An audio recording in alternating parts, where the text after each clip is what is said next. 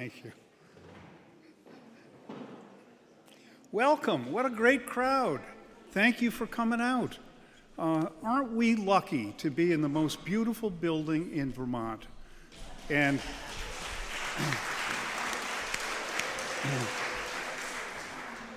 so this is our annual civil discussion of current issues and controversies, and it's especially timely.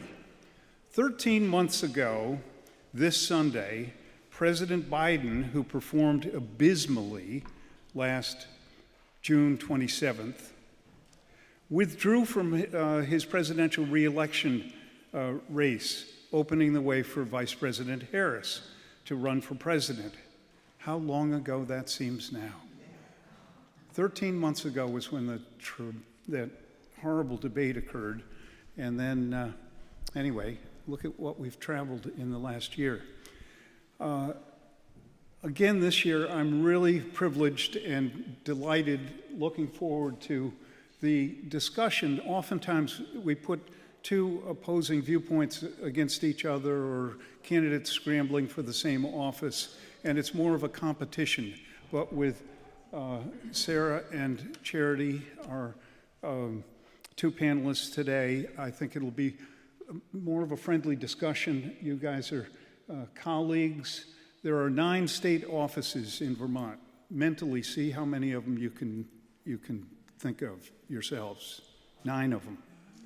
And these are 2 office holders who got elected statewide. On the Congress side, you've got the 2 senators and the representative. And then on the state side, you've got governor, lieutenant governor, treasurer, secretary of state, attorney general, and auditor of accounts. That's the 6 state ones. I think I even got them in the order of the license plates. Is that right? So when you see somebody bolt by you with the number 5 on their plate, you'll know who it is. Anyway, Billy, would you tell us what the Vi and Ned Coffin legacy is that we're celebrating? Sure. Hi, I'm Billy Gosh, and I'm on the committee of the Orange County Democrats, and I've been asked to give you a little background about Vi and Ned if you don't already know about them. I'm going to say just a few words about this remarkable couple. They were married for 58 years, and they lived right on the common in a beautiful house in Strafford. They both lived all around the world, worked all around the world, and because of their interest in horses, they went to Huntington Farm. They discovered this beautiful valley, and in their early 50s decided, this is where we want to live. This is where we want to spend the rest of our lives. And I certainly agree with them because I did the same thing. So they moved here in 1974, and they got very involved in politics as soon as they got here. They both loved politics very much. Vi actually chaired the Strafford Democratic Committee, and then she chaired the Orange County Democratic Committee, which you are the guests of here today, and then she was chair of the Vermont Democratic Party. In 2005, she won the David Curtis Leadership Award from the Vermont Democratic Party. Ned was very, very much her companion in her pursuits politically, and the 2 of them went around the state recruiting candidates to the state legislature, and they loved driving on the back country roads and getting to know the different communities. Also, they were very treasured mentors to people who won their offices and would like to have some advice about being good politicians. Let's see. They started, I don't know what year it was, but they started a 10-year summer townhouse series that was right here in this beautiful building, which brought political activists, environmentalists, educators, and others. And That went on for 10 years. So I guess what we have done, the Orange County Democratic Committee, is continue that tradition by holding this forum every single summer. And in election years, we have the candidates up here who debate each other. And we welcome you all here today in this magnificent building, which has so many memories of Vi and Ned Coffin. Thank you.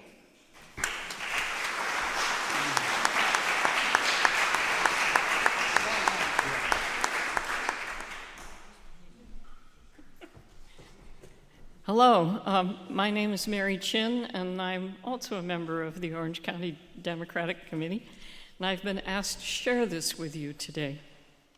It is important to acknowledge that this gathering is taking place today on the ancestral and unceded lands of the Abenaki people. The legacy of the original stewards of this land is honored, and gratitude is expressed for their enduring presence and contributions.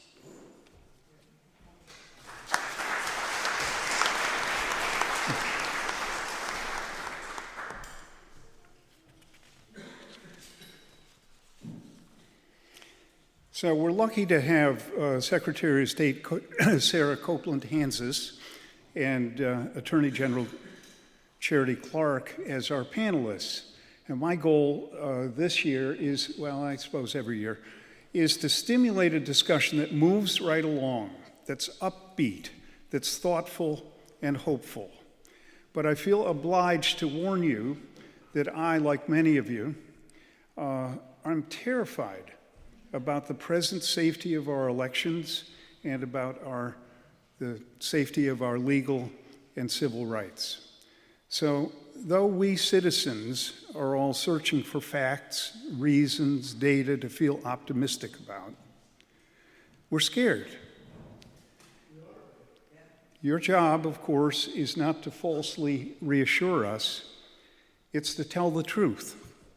Your multi-partisan Orange County audience, though probably mostly Dems, will field your truths and determine for ourselves the level of trust we're going to accord our government institutions.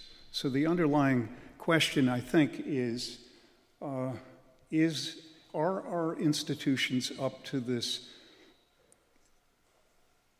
moment of peril that we feel, many of us feel that we're in right now? That's not the only thing. There are many good aspects of both of your jobs that I'm hoping that you'll report on today. But underlying, I think there's a great uncertainty, and I'm just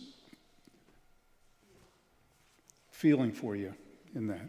If my preamble to this conversation feels daunting, it isn't meant to be. I'll ask challenging questions, not gotcha questions, and I've shared some of them with you. So let's get started. Your colleagues, as I just mentioned about the two of the 9 state offices, would you kindly introduce each other? Take about a minute each, and if one of you forgets something important that you think ought to be noted, the person who, where the omission was, can correct that. Please. Who's going first? I'll go first. This is your Secretary of State, Sarah Copeland Hanzas, daughter of Orange County, resident of Orange County. She is a mom of 3 grown-up kids. She is a legislator, former legislator of 18 years, wonderful human being, devoted public servant, incredible basketball player, and my friend. Thank you, Charity. I would like to introduce you to Charity Clark. Charity is the first elected woman Attorney General in the state of Vermont.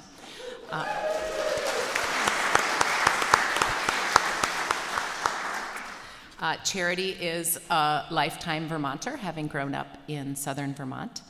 And Charity spent a number of years in different positions within the Attorney General's office before, upon the stepping down of Attorney General Donovan, she chose to step up and run herself. And she ran a spirited campaign that brought her to every corner of the state. I am proud to call her a friend and a colleague. We won't hold it against her because she does have southern Vermont roots. She currently lives in Chittenden County. Thank you for making the long trip down. And she's a wonderful mom, and I have the pleasure of seeing her child at many public events, usually with a stack of library books and just reading away, blissfully unaware of how important her mom is to all of us. So, your Attorney General, Charity Clark.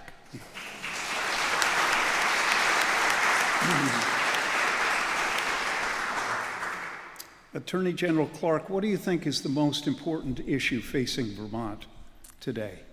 It is an issue that my office doesn't really do a lot with, but I think it's housing and lack thereof. Sarah? Well, again, it's something that my office doesn't do a great deal of work on, but it's something that I hear from friends and neighbors. I hear from my adult children who would like to find a place to live. So I would agree with Charity that it's housing. And Dawn asked for upbeat, quick, and engaging, and so I'm going to throw out a couple of ideas of things that I've seen happening in communities across Vermont that I think we could all lean into in order to help with this problem. Every single one of our towns and villages across the state has empty houses that have been empty and uninhabited for many years. Consider reaching out to the owners of those properties and seeing if they would be interested in selling to a cooperative or maybe to your local land trust.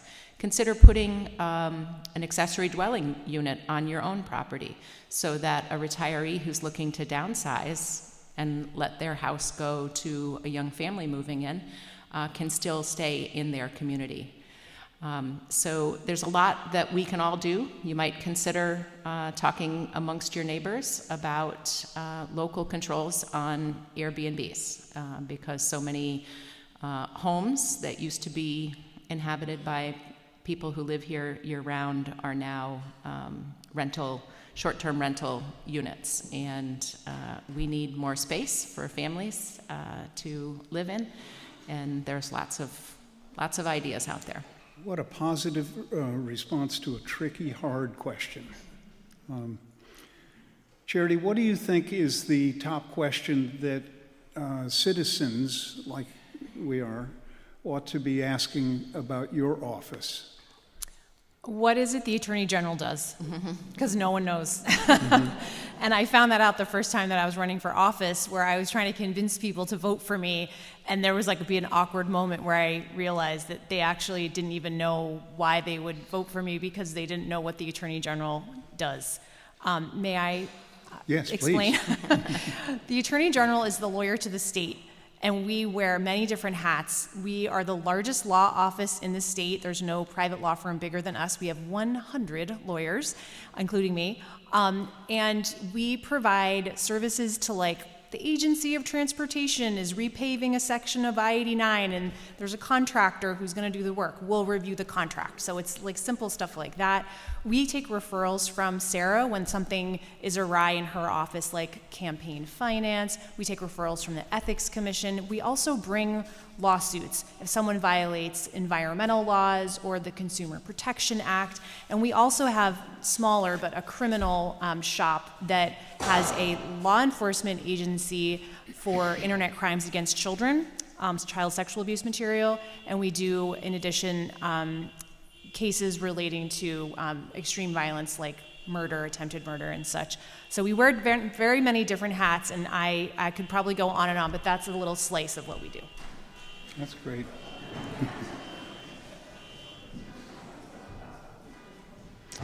I haven't heard my car horn yet, so I think I'm good. The scramble. Sarah, what's the most important question you think that citizens ought to ask about Secretary of State? Well, I had the same experience that Charity did, in that most people don't understand what the Secretary of State does, and because they maybe know what the federal Secretary of State does, they assume that I'm doing foreign diplomacy. So, I, you know, to the extent that Vermont needs someone focused on foreign diplomacy, I'll be happy to do that. But our office has 4 main responsibilities, and they're all centered around open government, transparent government, and strong democracy. So we oversee the Vermont State Archives, so every record that has been created by your government over time is there and available for your perusal, so that you know now and into the future what your government is doing on your behalf and why they made the decisions that they did historically.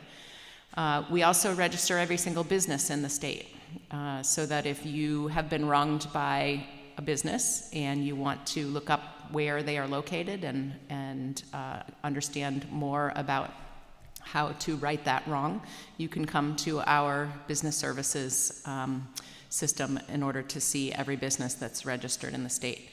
We also license over 50 different professions in the state, ranging from architects to tattooists to nurses and mental health counselors. And as part of that licensure, we also take complaints if people feel that one of those practitioners has not done their job well. So we have investigators and an enforcement division within the Office of Professional Regulation. And then our 4th main division, of course, is overseeing elections. And so we work closely with town and city clerks across the state to ensure that every Vermonter who is registered to vote has access to the ballot box, and that we are conducting our elections securely, fairly, and accessibly, so that you can choose who you want your leaders to be. Pretty diverse, kind of like 5 separate buckets that you've got to deal with. And yeah, thank you. Just like the diversity of the law firm. Yeah. Charity, suggest one challenging question that you'd like people to ask you. Do I have to answer it? A challenging question that I have been asked is related to our work on the federal level. One of the things that I think some are struggling with is we have to admit to ourselves that the current president was elected by a majority of the people in this country. He's the person they want to be president. And while some of us here in Vermont don't agree with that, the truth is that's the way our system works. It's working. He is the president. He was elected president. Now, he can't violate the Constitution or federal law. That is where I come in, and I have brought numerous lawsuits against the federal administration as a result of violations of the Constitution and federal law. But by and large, it's a hard truth that this person many people in Vermont didn't want to be president is our president, and we have to accept that he has a right to install his vision for the country legally and constitutionally in place. Great. Sarah? Well, one of the hardest questions, not hard because it's a difficult one to answer, but hard because it often comes with a lot of emotion, is the question about how do we know our elections are secure? How do we know that the person who is reported as getting the most votes actually got those votes? And we talk about this all the time, and I am more than happy to dive down deep into geeking out on how we run elections in Vermont to help you understand. The strength of our elections in Vermont is really about people and processes. So we have 247 duly sworn local election officials for a population about the size of the city of Boston. These men and women live and work in your community. They know you, they know where you live, they know who lived where you live before you lived there, and they are passionate about following every single rule to a T. And we support that by training new clerks as they come on, by helping to answer the questions that clerks have as we're running through an election cycle. And we provide the equipment and the systems that those clerks need in order to conduct secure and fair and accessible elections. And so we are the entity that maintains the statewide voter registration database. And we also provide the vote tabulators if your community is large enough to use a vote tabulator. One aspect of vote tabulators that I want you all to understand is they are not hackable, they are not tamperable, they are under lock and key in your clerk's office until the day that they're brought out to begin tabulating votes. They are not connected to the internet. And they are rigorously tested.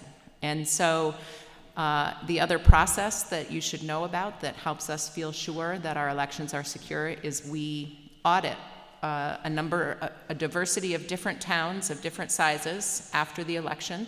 We bring all the ballots to Montpelier, we run them through a different set of machines, different kind of tabulator, and we can check to a vote that the results that were reported and certified after the election match the results that we see a month later in that audit. And so I can assure you for that and many other reasons that our elections are secure, and I'm also very proud that our elections are fair and that they are accessible, because as I said before, it's important in a democracy that you get to choose who your leaders are going to be. Do you think, Sarah, that that is among your several obligations to the business community, to the town clerks, to the professional community and their customers and so on? Do you think elections is the topic that comes up most frequently when you're out on the street? In an election year, it certainly does, and in the rest of the year, it's people who interact with some of our other systems who either have a question about why something is the way it is, or in some cases, they have feedback about a system that they've interacted with. So we have the lobbyist disclosure system, we have the campaign finance disclosure system, and that business services system. There are a lot of people across Vermont who interact with one of the three of those major IT systems. And so occasionally we'll get feedback from people saying, you know, I really wish that I could search businesses by the words ice cream. Mm-hmm. And so we make sure that you can search your business entities for including the name ice cream. Thanks. Thank you for these fabulous questions that are coming in. So if you've got a burning question on your mind, the first one that came in, by the way, was, what is Vermont doing to protect voter rights? And you've already taken it. I would be happy to talk about that. And it's a team effort here because the Attorney General's office has been right alongside us as we've been responding to the March 25th executive order that came from the Oval Office. This is an executive order that, among other things, would have required us to prove citizenship in order to remain on our voter registration rolls. And it would have required our office and our systems and our clerks to make a number of changes in order to allow for that documentary proof of citizenship to be assessed, because I don't know about you, but I don't know that my town clerk would be able to assess the validity of a birth certificate from 1942 that was issued in, Illinois. So we have been pushing back against this executive order, primarily based on the fact that the Constitution of the United States says that the states shall determine the time, place, and manner of federal elections, and that only Congress may make laws pertaining to changing. Otherwise, it's up to the states. And that's part of the reason why every state in the country has a slightly different way of doing their elections, same-day voter registration, universal vote by mail, automatic voter registration. Those are different among different states because of that that founding principle in the Constitution. So we are pushing back against the executive order, and I think the Attorney General should talk a little bit more about that. As you may have heard, we have sued the Trump administration 25 times, and thanks, yeah, he's keeping us busy. And in the beginning, like maybe 7 or 8 cases in, you could ask me about one, and I would remember like when we filed it, what the status was. But now I just have groupings, and there's themes among them. A popular theme is trying to do someone else's job. It's Congress's job, for example, to spend our money, right? Not the president's. And as Sarah just explained, you know, in a very pithy, that was good, you really crystallized it, like how elections work. And we all know from our towns, I live in Williston, that is really not a small town by Vermont standards. Our town clerk knows everything about everybody and their brother and their in-laws. As Sarah quoted last week, and I've been chuckling over it, no one gets away with anything in a small town. And even in, you know, in Vermont, almost all the towns are small towns. Well, I think the president, you know, keeping with the theme, kind of wants to do this job too. And so he knows he doesn't pass laws. Instead he has executive orders. And so a lot of times he's trying to make these executive orders do things you can't really do by executive order, either because it's not your job or that's not really the vehicle for accomplishing whatever it is you hope to accomplish. So we have brought lawsuits around this. We've also joined with fellow attorneys general across the state, across the country rather, to, you know, take steps to communicate to other people, whether it be the public with a guidance, Congress with a letter to Congress, or someone else to sort of describe the reality of the law or stake out a position or help have the public discourse include a perspective that we share being lawyers for our states. So in a nutshell, that's how we've been involved with this one. And of course, one of the reasons why we work closely is because we serve as the Secretary of State's lawyer in certain capacities, so we're always right here. And of course, because Sarah and I are teammates in a lot of what we do. I personally will just offer a testimonial and say we're so lucky to have a Secretary of State like Sarah right now. I mean, I always was very excited about her as a candidate, but when we are facing this uncomfortable situation next year, it's so nice to have someone who has been doing this kind of stuff for years. When she was in the House, this is a lot of the work that she did related to these systems, and now she's been Secretary of State and is a real public servant, so I'm feeling very good about that. We also have amazing town clerks, our town governments across the state. Everyone is so devoted. Yes.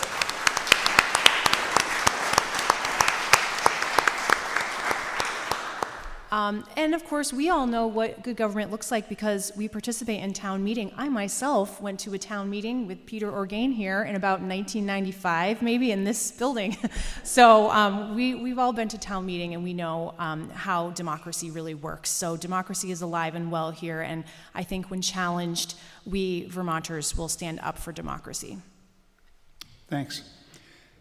So secretaries of state nationally are selected in several different ways. Sarah has the distinction of being elected statewide, which most of the secretaries are, but there are 5 of them who are appointed by a governor in New York and Pennsylvania and 3 other states. Some are picked by the legislature on a secret ballot, and that happens in Maine and New Hampshire, for example. And some have their names on all the driver's licenses, and those people are often apt to run for governor next because their name is a household name. Those are the people who have motor vehicles still in their purview, and there are, I think, 5 states that have that. So, Charity, how are the attorneys general, I got that right, attorneys general nationally selected in different ways? It's a variety of ways. Probably, I'm going to say 20 are appointed by the governor. 1 in Maine, he is elected by the legislature. And we also have a different way we have different terms. So some have term limits in some states. Only Vermont is lucky enough to have an attorney general who has to run every 2 years. Most are every 4 years. So that creates some, and I'm sure Secretary of State must be similar. Yes. Yeah. So because democracy is close to us. We like to vote. We're going to vote as much as we can. So every 2 years is perfect. So it is a little different everywhere. And it's been a real pleasure, even though I worked in the office. I started working in the Attorney General's office in 2014. I've worked under 2 different attorneys general before becoming AG myself, and I knew a lot of the AGs before I became AG. But these past 6 months, working so closely with Tish James from New York, Rob Bonta from California, I mean, these are people we know. They're amazing. And we currently have 2 governors who were attorneys general back when I was chief of staff at the Attorney General's office in Vermont, who are governors who people think might run for president someday, soon. And that is from Pennsylvania, Josh Shapiro, and Andy Beshear in Kentucky. So we have others too, but people mention those 2, so I flag that. It's been really cool to be a part of this team and watch such incredible leaders kind of work their magic. Thanks.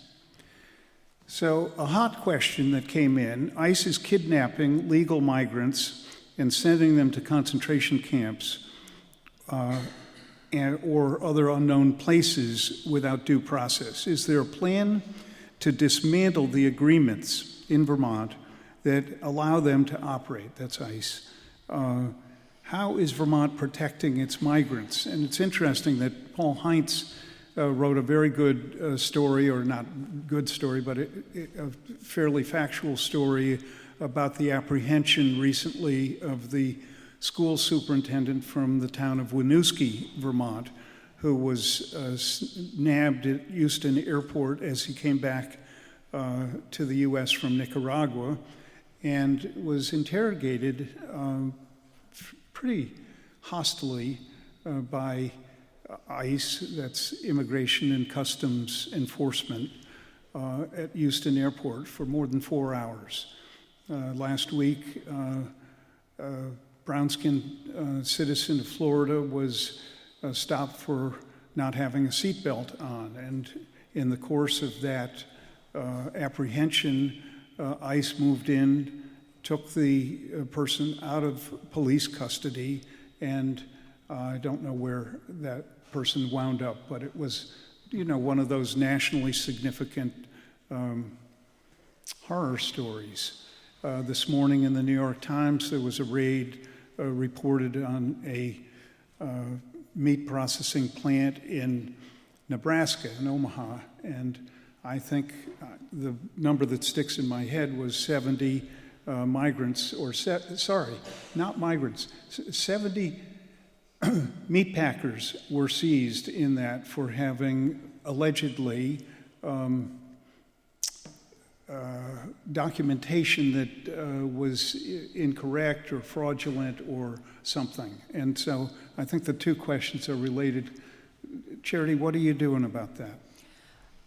One thing that's very cool in this moment is a lot of people feel pretty helpless, but I have so much power, so I'm like, yeah, I don't feel helpless. I get out of bed, I'm jumping into my suit and ready to kick some butt, but I will say this is an area where I feel almost as helpless as everyone, because I am the Attorney General of this state, and I'm not the Attorney General of the United States, and I'm not the Secretary of Homeland Security. I will say that I do play a couple of roles. Well, one by law, one by leadership. The one by law is that we have here in Vermont what's called a fair and impartial policing policy. In essence, that means we've acknowledged our law enforcement here in Vermont is focused on public safety. Immigration is not their concern. Immigration is a federal issue, which is why we don't really have a lot of authority over that. The federal agents need to be able to take care of that. We have no authority there. So our policy, which was put in statute probably when Sarah was in the legislature, my office reviews all the policies of all the local law enforcement agencies here in Vermont to make sure that they comport with the law and do what they need to do and make clear that the law enforcement is focused on public safety, not on immigration. The other area that I would say is by choice is I had really smart lawyers in my office put together a Know Your Rights guide.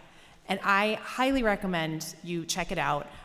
You can go to our website and find it. We also put slides on our social media channels that are really easy to understand and short. If you're not concerned yourself, you could learn something and be able to help a neighbor.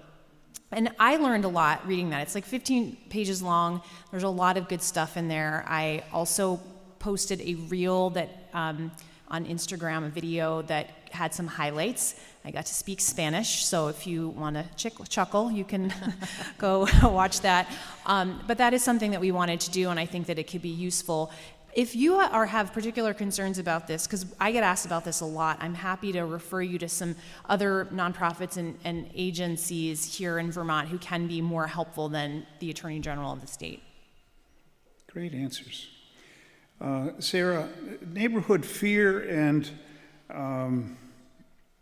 not sure what this next word is, but fear and division is perhaps the most shocking and disheartening at the town level. What can the Secretary of State offer to local governance, the select board and town manager, to help them promote more community unity? That's a great question. So my office recently completed Vermont's first civic health index. And it was a broad study of the way that Vermonters interact with each other, the way they come together around a common problem, the extent to which Vermonters attend public meetings or talk about political or societal issues with their neighbors. And we've been taking that Civic Health Index out into communities in Vermont, and we have found that there's really a broad groundswell of people who want to have more of these kinds of conversations with their neighbors, and they just don't know where. And I think we can all imagine the changes that have happened in our local communities in the years since the COVID shutdown. You know, everybody's got a favorite watering hole or a favorite annual festival that's no longer there because it didn't come back after COVID. And all of those local community gathering opportunities are traditionally the place where we interact with all members of our community. And they're very important to the fabric of our small towns in Vermont. And I think it's important that we do everything that we can as citizens to support and invest in those kinds of opportunities to come together for that chicken barbecue or to resurrect that street festival that used to happen. It's important for us to see each other as neighbors first. And hopefully partisan adversaries falls to fourth or fifth. And that's just the hard work of being human in 2025. And I think if there's any place in this country that has the potential to do that and to provide ways for people to come together across divides, it is Vermont. Thanks. I want to acknowledge Ryan Palmer of the Windsor Sheriff's Department, who's with us today. Thank you very much for coming.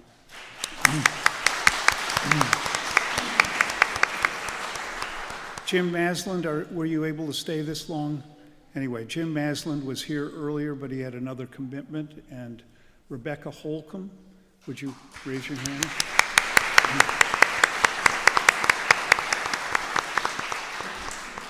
Dee Gish, raise your hand.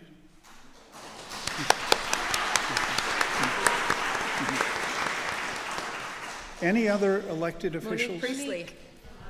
I'm sorry. Monique, yes.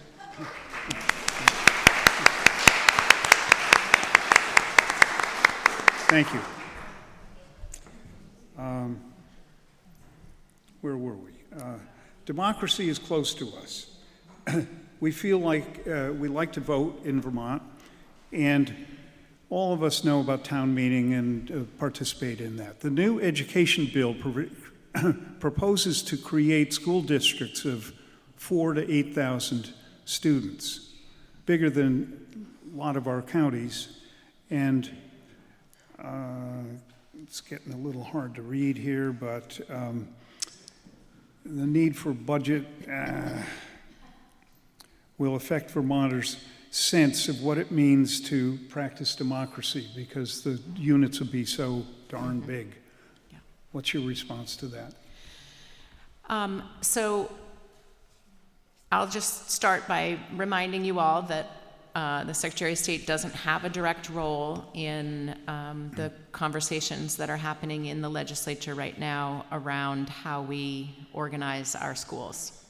School governance is solely in the hands of the legislature, and the legislature is elected by you all. And it just so happens that there was a big sea change in the number of returning members of the legislature, and many people attribute that to deep discontent over property taxes. Setting aside for a moment the is it a good idea or is it a bad idea question, because that's really not my purview to weigh in on. It's your job, and when your state representative and state senator candidates come knocking on your door next year, I hope you will engage them in conversations about what you think and what you feel. There are a couple of realities that I think are important to understand, and that is that Vermont is pretty unique in terms of how many small governing units we have within our school systems. The state of Hawaii, which is literally made up of islands, has one school district. And so if they can figure out how to govern and share resources and give an equitable education to children living on an array of islands, I think we also will be able to figure out how to provide an adequate and fair and equal educational opportunity with new, larger school district units. And I'll just jump really quickly to the democracy point. The concept that the legislature has passed this year is that there will be a committee that sets about to propose new school districts, larger ones. After those school districts are adopted, then I have been tasked with leading a committee of different people, both school leaders and municipal clerks, in devising what the wards within each of those new districts would look like. And reapportionment is something that I'm very familiar with, having been the chair of the committee that worked on legislative reapportionment in 21 and 22. And I think, maybe Monique and Rebecca can correct me if I'm wrong, I think that the legislature tasked my office with doing that because they think that we'll have a good handle on where communities have common ties and how to apportion those districts in a way that makes communities feel like they have contact with their new school board member. These school board districts could likely be larger than our current Senate districts, and the wards within them need to be compact, contiguous, and have common geographic, political, and economic ties so that people can come together and elect a school board member that will represent their area. And those are the principles that we're operating under, and this process, I believe, is going to, the districts will be considered in the upcoming legislative session in 26, and the wards within the districts sometime after that. So there's plenty of time for public input. My office will hold public hearings when it comes time to draw those ward lines within the new school districts. And so I promise that you'll have the opportunity to see and hear and participate in that process. Attorney General Clark, Corinth can't afford or find effective local policing. We have no constable or other affordable sheriff's services. What do we do? That is a good question. I do not oversee like the Department of Public Safety. That is something the governor oversees. And we do have unusually, I would say, small county government system in Vermont. A lot of states, because they're bigger probably, have very robust county systems. We have the state's attorneys and we have the sheriffs. I don't know that maybe the high bailiff is a county position, but we don't have the same kind of county-wide government system. But Orange County really does have a dearth of law enforcement officers. And I've heard that not just here, I've heard that before as well. But I don't know that I have a lot of power to change that, but it is something that I've heard, and I'm part of the conversation, or willing to be a part of the conversation if changes need to be made. Can I jump in and offer a thought? Please. Thank you. Just in the same way that that folks believe that there might be economies of scale and ways of cooperating with larger school districts, it is also, I think, becoming clearer and clearer in our rural towns that coming together with your neighboring communities and investing together in something such as law enforcement or propping up your local EMT service is something that we need to start considering. And the Attorney General is correct. One of the challenges with that is that if we had robust county government, we could say to our county officials, hey, we need to make sure that, Corinth and West Topsom and Newbury have adequate policing, and the county government could help us figure that out. I think it's time in Vermont for us to start thinking about how we cooperate with our neighboring towns. Thanks. The states have been forced to file many suits against the federal government. How do you decide which suits to join, and how do you ensure that we can support these costs without cutting services elsewhere? Well, one good thing is that it doesn't cost us anything to join these lawsuits other than our nights and weekends, because we're doing this on top of our usual work. How to decide how to join, it's easy for me. If there has been a federal law violated or the Constitution has been violated and Vermont is a party who can sue, we have what's called standing, we've been harmed, then I will sue. I have an obligation. I swore an oath to uphold the Constitution of the United States. And every single time that I've seen it's violated, if Vermont is a party who can sue, we have sued. It has been challenging, as has been reported. I don't think I'm telling tales out of school. It has been challenging at times to establish that we are a party who has standing. I've had some difficulty getting cooperation from necessary folks in government to provide the evidence that I need. So that has been an ongoing challenge. We have been fortunate to have nonprofits, community partners, other organizations who've really stepped up to fill the gap that that state government unfortunately has created in reluctance to cooperate in bringing these lawsuits. So that in essence is how we decide. And as I said earlier, it is 25 lawsuits that we have joined at this point. Amazing. Just so you know that these are not all questions directed to our panelists. I'm going to just cite two other ones to put them on the record. For our sponsors, how are you planning to elect a Democrat to our state Senate seat? For Billy Gosh, Billy, will you vow, I'm not going to ask you to answer this right now, but the person could see Billy afterwards.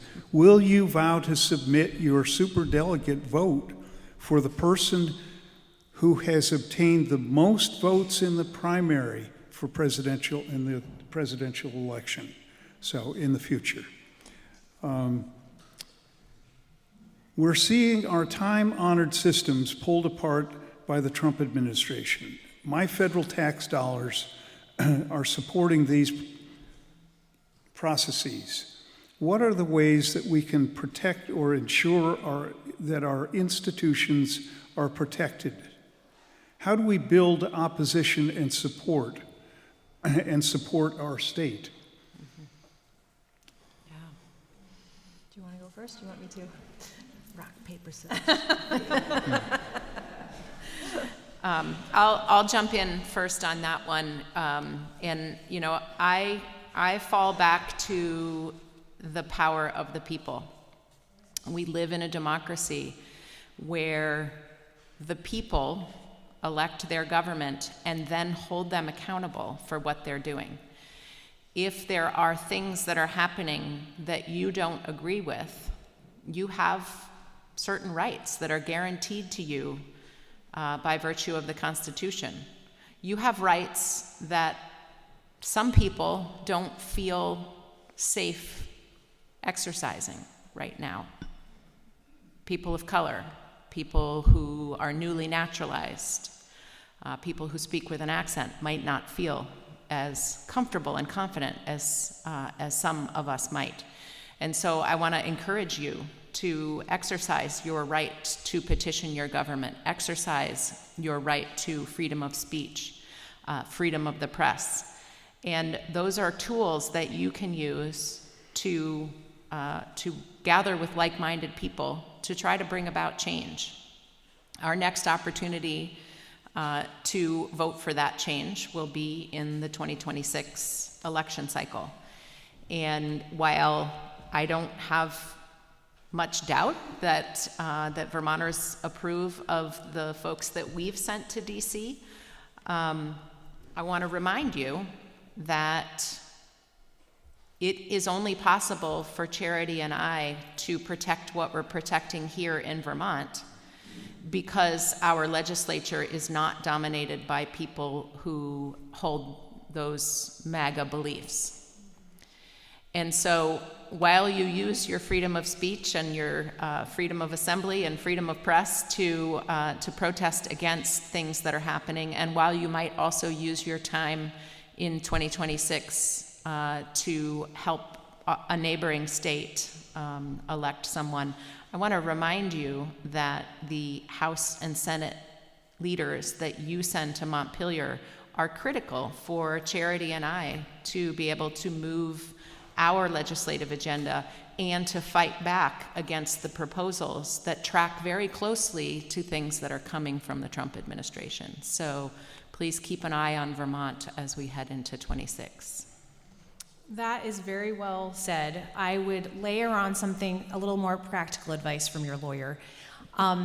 Next year is the midterm elections for Congress. We know that it is very common to have, if a president is elected and Congress is ruled by the same party, 2 years later, Congress flips to the other party. It's happens almost all the time. This is a moment when we have a very unpopular president, especially among independents, and we only have a 4-vote difference in Congress, so it's very close. Now, in Congress, we have our one representative, Becca Ballant, who's amazing. We love Becca, yeah.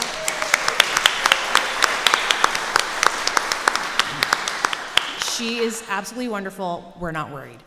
But what about taking your time, instead of helping out this candidate we all know and love is going to do a great job and likely win, what if you volunteered your time and your money and your efforts in upstate New York, in a purple district, in Pennsylvania, in Florida? What if you adopted a race? That's your race. That's your adopted, congressperson's race, and you pick your candidate, and that's what you're focused on. I've done that. I have my race I've picked out, and that's where I'm going to be focusing my time to get that blue person elected in a purple district. That will help take over Congress, which, remember that happened in 2018, what a relief that was when Nancy Pelosi came out with her Max Mara coat and put her sunglasses on, and we were like, we're saved, I think that we need to be focusing, when it comes to feeling positive, that's what we can focus on.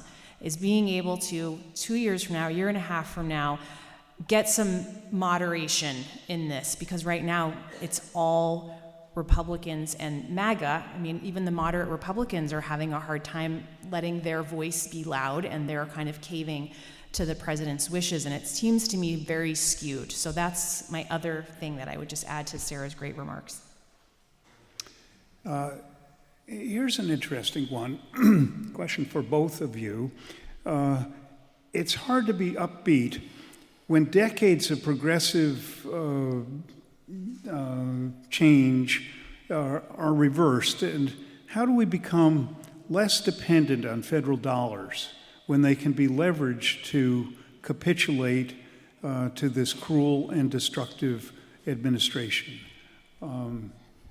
We're certainly seeing that play out with Columbia and Harvard and a variety of other places right now, but the leverage, how do we become more autonomous? Well, a lot of the autonomy that we've had in the past has been rolled back by changes made by this administration, and I think in particular of the way Medicaid has been funded in recent years. You know, it turns out that it's a lot cheaper to have a locally run Medicaid program where the states are figuring out how best to invest those dollars. And a long time ago in Vermont decided, hey, you know what? Keeping pregnant women and children healthy actually saves us money across the board, and we see better educational outcomes and better career attainments across the lifetime if we invest in our children and in the pregnant mothers. That's where Dr. Dinosaur came from, and that was allowed because the federal government decided that it was good to allow states to use blocks of money, federal money, and do what they think they need in order to serve their people. Unfortunately, you know, it's really an unsettling time right now as we see cuts coming and we see new hurdles and requirements coming in place that we don't know whether we'll have those same freedoms to be able to invest where we know it makes the most difference in Vermonters' lives. I think it's a really, really good question. One of the kind of focuses I have is using the system. You know, the system is there. I believe in the system. I'm a patriot. And coming back and using the system for justice. And in this case, when Congress has appropriated funds and another branch tries to do their job for them, that is against the Constitution. And it's my job as Attorney General to bring a lawsuit, and I've done that. When it comes to how do we do things differently if Congress itself does its job and spends differently than what we would like, that's a different kind of system. That's a political system, and that's what I've referred to before, of how to affect change using the political system, because it doesn't make sense for Vermont, it doesn't make sense for most states to have those dollars unwound and then given to the richest people in this country. Thanks. Has bipartisanship or nonpartisanship run its course? We've got this chasm between conservatives and liberals at this point, and particularly evident in Congress. I don't think it's infected the State House in Vermont to the same degree, but it's evident, and there's a lot of fear. People seem like iron filings to migrate toward their magnet, and I'm wondering what should we be doing to help to bring us more together. But at the same time, I'm curious about, you two are both on the ballot as Democrats, not as libertarians or Republicans or progressives or Liberty Union. You're on as Dems. And there's a lot of criticism right now of the Democrats' muddled message. What do they stand for? Did distracted by woke issues and have forgotten about the economy or the big ugly bill that has decided to put the haves against the have-nots. What makes you a Democrat, each of you? Oh, good. We're getting down to one question because I heard about I four know, me too. questions. That was a hard one to keep up My with. muddled question, I'm sorry. I was trying to combine all these together. It's not easy. It's a careful dance. Charity, what makes you a Democrat? I remember the day that I knew I was a Democrat. I was in the Northeast Kingdom. I was working for Howard Dean, and I was working on his re-election campaign. It was 1998. And we were in Lyndonville, and the auditorium was packed with people who didn't like Howard Dean. And I was sitting there thinking, this is interesting. And one of the panelists, they were all journalists, and one of the panelists was he was one of the best journalists back then, which back then there was a lot of journalists, so that was saying something. He was fair, he was just smart, and he was gay. And I remember the hostility when the question about gay marriage was asked and the Republican candidate was like, marriage is between a man and a woman. I was so shocked by the response from the crowd, literally cheering and clapping. And I turned to the other campaign worker, and I was like, I had a born-again moment where I was like, I'm a Democrat. I didn't know for sure, and now I know for sure. That's why I'm a Democrat. Great story. So I come from a mixed political family, and you all know what that means. Maybe they know my father. But I grew up in a household where the 6 o'clock news was on TV every night when we sat down around the dinner table. And this was back in the day before you could easily mute the TV during commercials, and so we would talk during commercials. And we would talk about the news pieces that we'd just heard, and we would talk about current events, and we would talk about world events. And I recall having a slightly different take on things than some in my family. But I always remember that we come from the same values, and we just come at the solutions differently. And I think our same values come from a strong Christian upbringing, and I have thought frequently about the passage in, I believe it's Matthew, whatever you do for the least of us, you do for me. And I have always believed that if we're not looking out for what's best for the whole person and the whole community and the whole ecosystem and the whole state and the whole nation, then we're not looking for the right answer. And it has always led me to say, hey, maybe we should follow the science and we should care about climate change. That makes me a Democrat.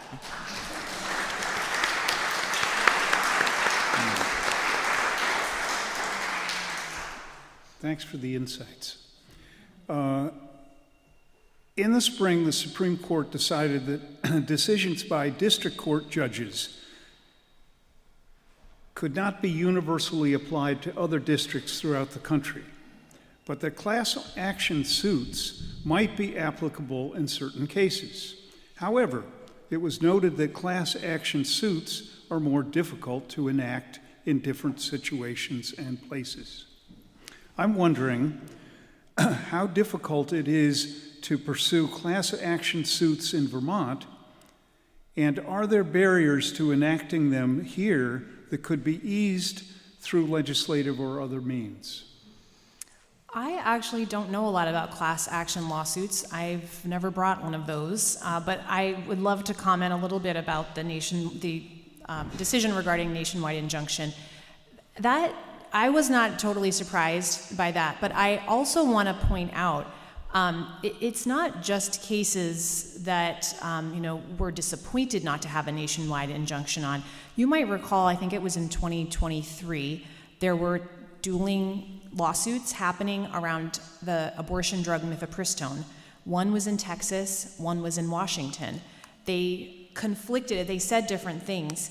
Thank goodness we brought the Washington case because the Texas judge said, nationwide injunction, there's a ban on mifepristone, the abortion drug that most abortions are affected with. But the Washington judge, like the same hour, was like, no. And there was a dueling decision that was resolved by the Supreme Court. But I just want to point out, it feels like, oh no more nationwide injunctions. But I'm not crying tears over that because it goes both ways. So keep that in mind as well. The other reason why I think that decision has a perk is so far when you look at all of the lawsuits that have been brought by various attorneys general and governors. Some governors have brought cases in the states where they can do that. You can't do that in Vermont, but in other states you can. So far there's been no Republicans, not one Republican. They have just benefited from the nationwide injunctions that the other states have gotten for them. And I really think there's going to come a point where even the Republicans are going to have to take action. Think of all the millions of dollars that my office has helped facilitate coming to Vermont, as it should have been, because they were appropriated by Congress.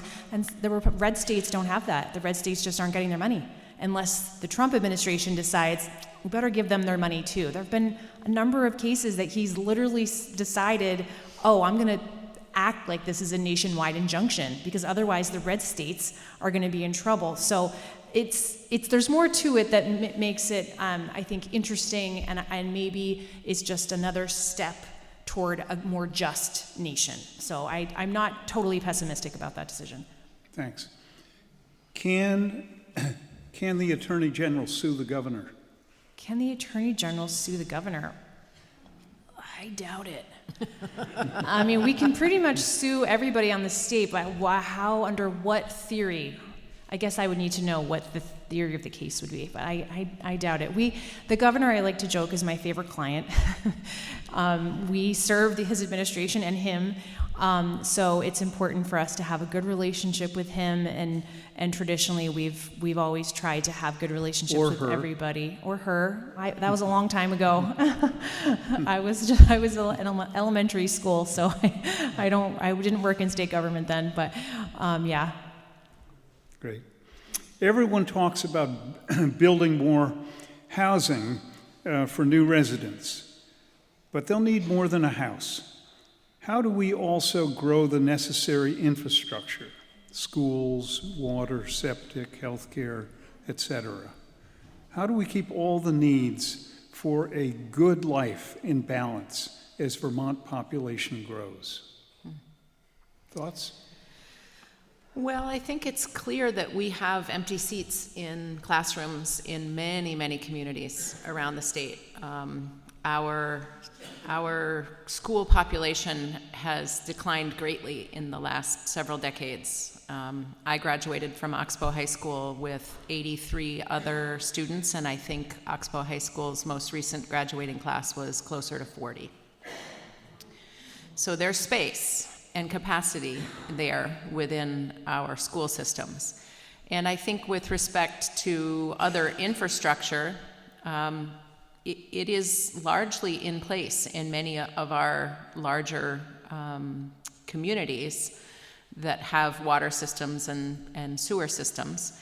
And to the extent that we want to build housing that is more dense, multifamily units, that might be appropriate in the larger communities that have sewer and water systems. But like I said at the beginning, when we were talking about what is the biggest problem, there are empty homes in every single one of your towns.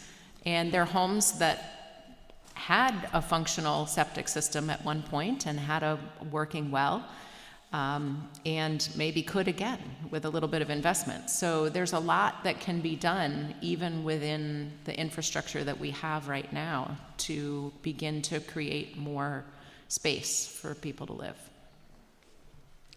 Comment, Charity? I think that covered it. All right, good. So I, of course, have 100 other questions. I think I've asked almost all of the ones that were submitted from the floor, which are great. I'm going to ask, after I read this other list of things, for you to cherry pick one idea out of it and respond to it.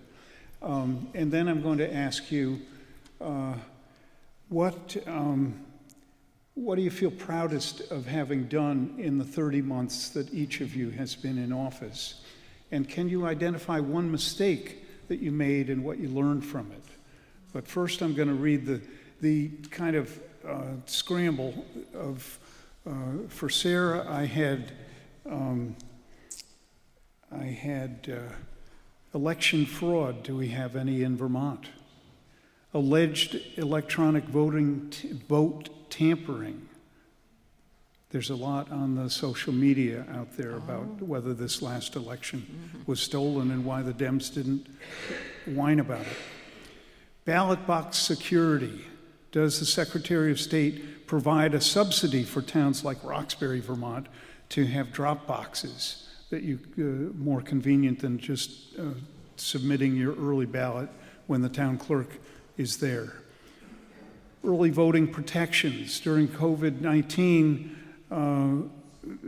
early voting and mail-in balloting really took off.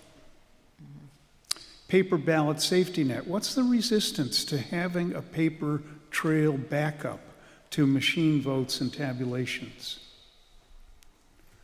Checklist cleansing and voter suppression.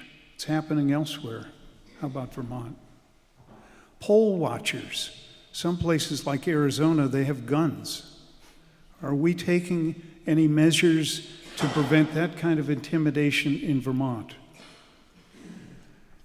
National Secretary of State Committee. When I was Secretary of State 100 years ago, there was quite a there's quite a sense of we're all in this together. We're all about enfranchisement and ownership of our democracies. Two of my best friends nationally were Republican secretaries of state.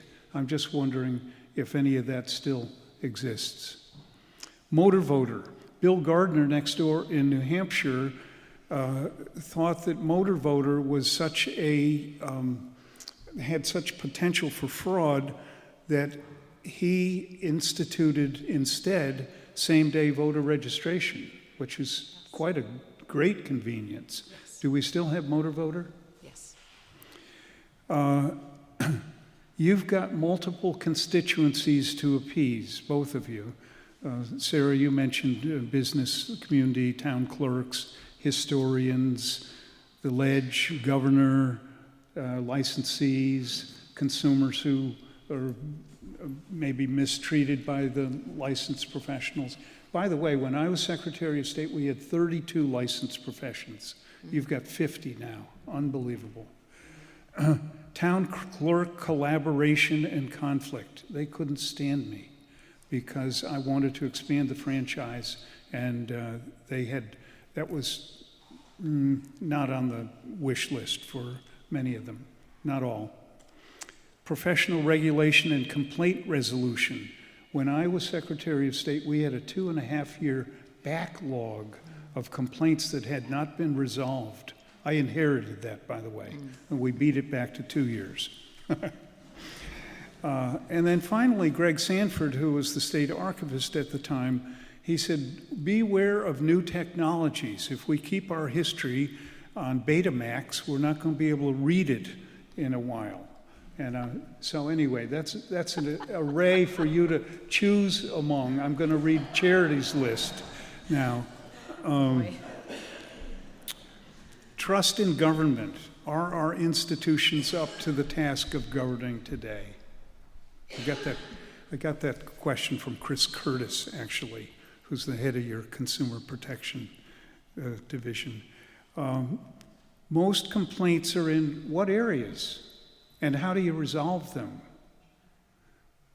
When you call your office, there are only a limited number of, if you're a consumer complaining, hit 4 or whatever. You don't have all that many choices, and that's one of them. I'd be curious what complaints are coming in. Are they all phone scams or whatever. Bridging the partisan divide, is partisanship obsolete, bipartisanship obsolete, Dems messaging, let's see. Give a couple of examples of being at odds with the federal government, and how do you wage that fight or compromise? Racial profiling, do we have it in Vermont? How do you discourage it? We talked about ICE, class action lawsuits, partnering with other states. What's your formula for who pays? I think we did that too. Sanctuary cities. Do we have many sanctuary cities, and how safe are they from being upended by the feds? Nonprofit partners. Do you work with the ACLU, American Civil Liberties Union? Warrantless arrest. Is it legal in Vermont? Anyway, audience, you had great questions.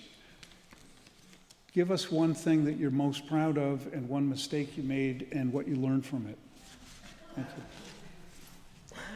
Go ahead. Oh, you don't want us to answer all of those issues that you just...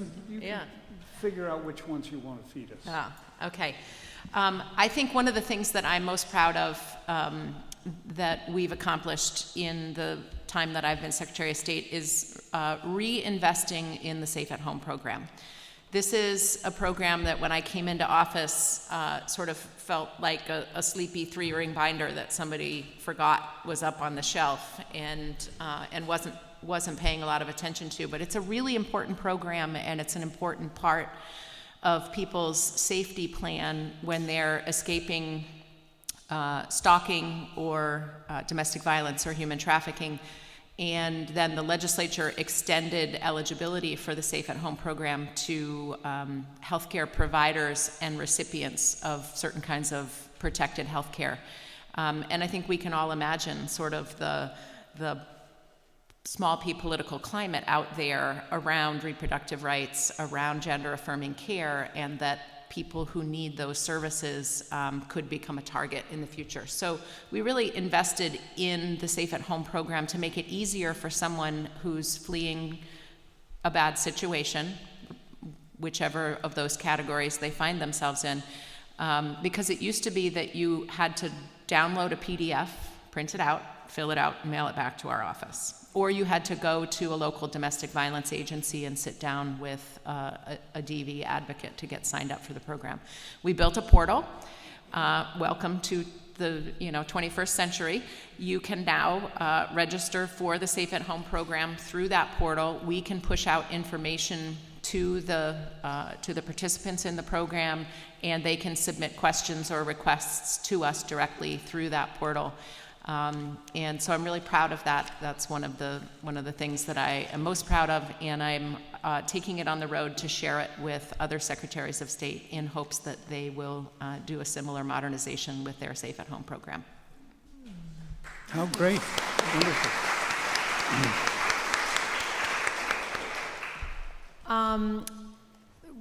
What I am most proud of, easy, suing the bad guys. I have sued Monsanto for their PCB contamination. Thank you. I have sued Meta and TikTok for the harms that they are perpetrating against children. I have sued the PCB companies in Vermont for lying to us about their services lowering the price of prescription drugs, and we know they in fact are making the cost of prescription drugs higher. I have sued, famously, the Trump administration 25 times, and others. So that is, thank you. That is one of the important jobs of the Attorney General. We sue on behalf of the state. So if there has been a violation against kids, a violation against our environment we value and love, it is my job to hold those bad actors accountable. So when I look back, those are the actions I've taken that I feel the most proud of.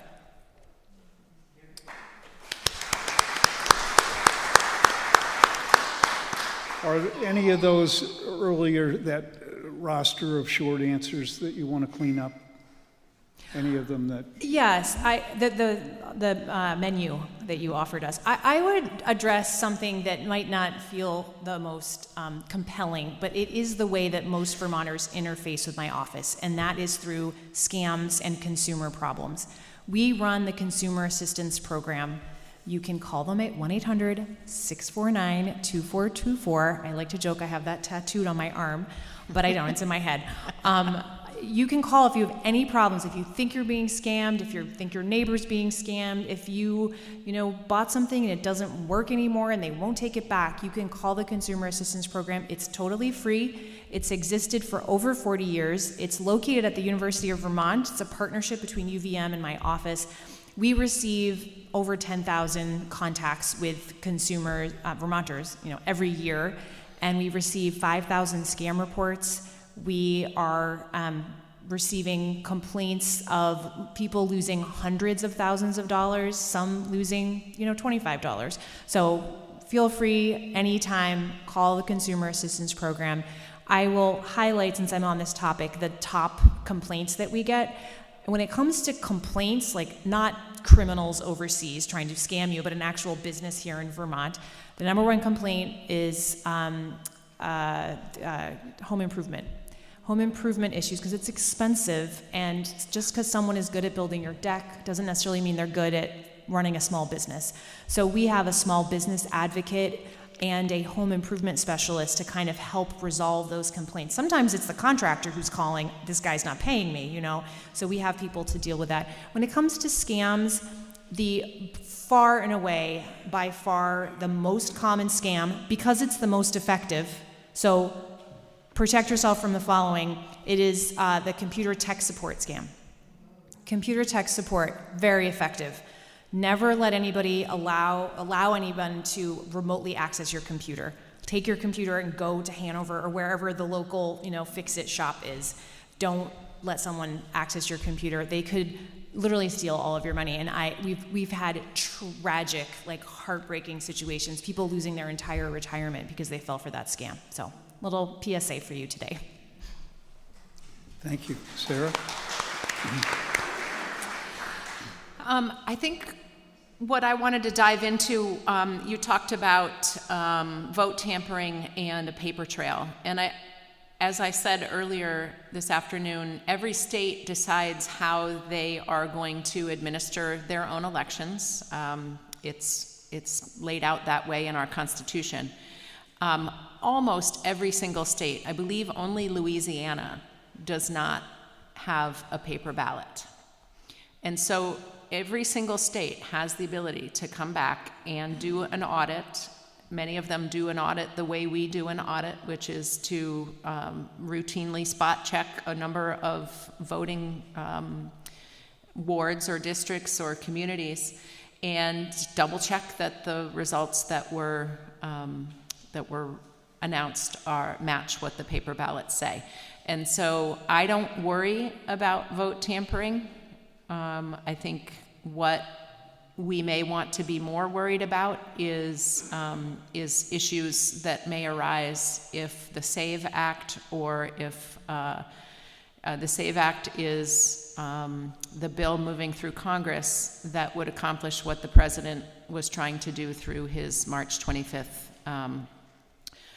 executive order. And the ability for every single American to prove their citizenship really would be left to the time and the money and the investment that every single American is willing to make.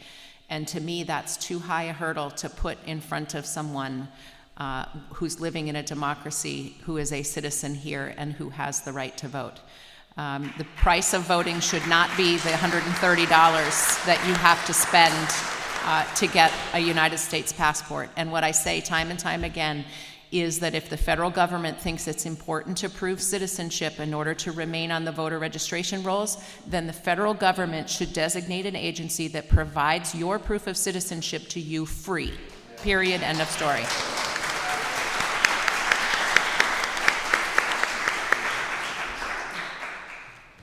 You two are magnificent. Anybody?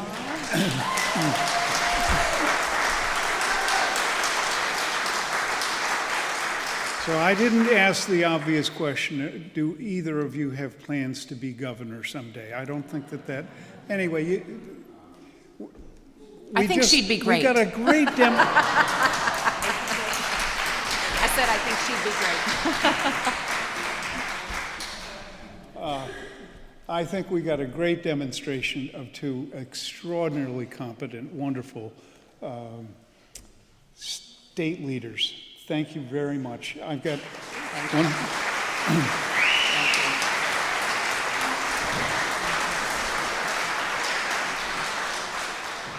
In addition to the incomparable organizer, Sherry Merrick, who is responsible for convening that, I want to thank Paul Kiffner for his sound. The beautiful flowers are courtesy of Therese Lenahan, Pauline Fadden, Denise Perkins, and Carolyn Hack. What a wonderful afternoon. Thank you.